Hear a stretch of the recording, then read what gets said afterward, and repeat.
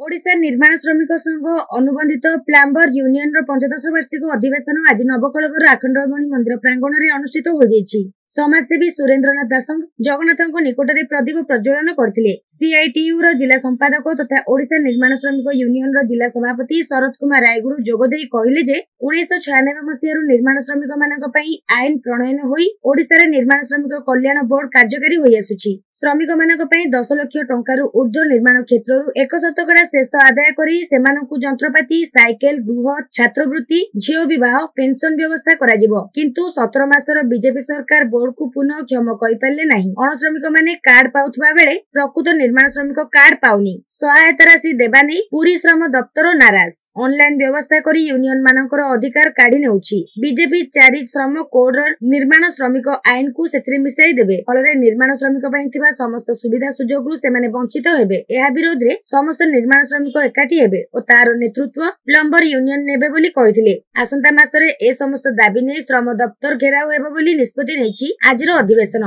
एथिरे plumber union सभापति सुशील साहू, संपादक प्रभाकर दास, उमेश जेना, विजय परिड़ा, धनेश्वर प्रधान, नितेई कर, निरंजन माणिक, जयकृष्ण परिदीर, अभिमन्यु मुदुली, गोवर्धन साहू कार्यकारी कमिटी सभ्य मानक सह शताधिक प्लम्बर उपस्थित थिले। कुमार रायगुरु उपदेष्टा plumbers union Odisha construction workers union Puri देखिए आज प्लम्बर्स यूनियन रो 15 वार्षिक सम्मेलन होची, वार्षिक अधिवेशन होची। देखा जाउची जो माने निर्माण क्षेत्र में काम करचंती ए क्षेत्र में काम करता लोक माने आज सबथुरु वंचित होचंती। क्या देखिए जो उद्देश्य रे ओडिशा कंस्ट्रक्शन वर्कर्स एक्ट तैयारी होता एवं building and other workers construction workers act अनुसार से निज नाम पंजीकरण करते लेबर ऑफिस आज पूरा टोटाली क्रियाशील हो क्रियाहीन क्रियाशील न हो क्रियाहीन हो से किसी मिलूनी। जो उद्देश्य आईन जहाँ अच्छी आईन जहाँ अच्छी पाइबा से गुड़िक पाऊना।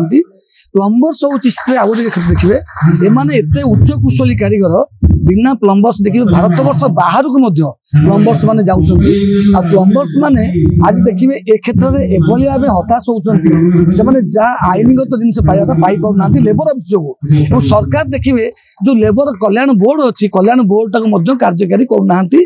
100 कोटी टका पड़ी रही किंतु लोके ना साइकेल पाउछंती ना जंत्रपाति पैसा पाउछंती ना झियो विवाह पैसा पाउछंती ना छात्रवृत्ति पाउछंती ना पेंशन पाउछंती। आईन जदि अच्छी 60 वर्ष पर पेंशन पाइबे निर्माण श्रमिक माने।